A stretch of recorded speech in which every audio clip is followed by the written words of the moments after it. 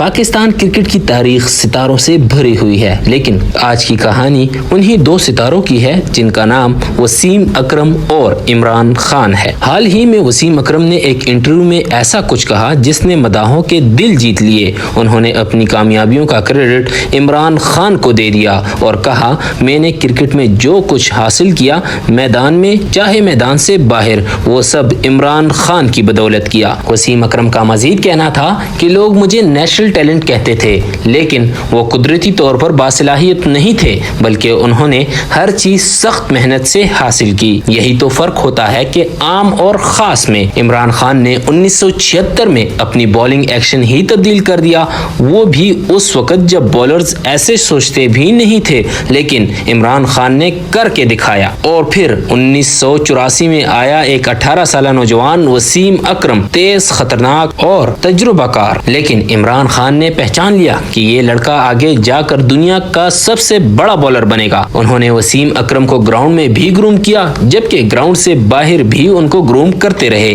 وسیم اکرم کا کہنا تھا کہ عمران خان ہمیں پہلے اعتماد میں لیتے تھے، فرنٹ سے لیڈ کرتے، کبھی سست روی برداشت ہی نہیں کرتے تھے۔ اگر کوئی کھلاڑی جان مار رہا ہوتا تھا اور وہ چاہے ہار بھی جاتا، خان صاحب اس کے ساتھ کھڑے ہوتے تھے۔ پھر آیا 1972 کا وہ دن جب پاکستان نے ورلڈ کپ جیتا۔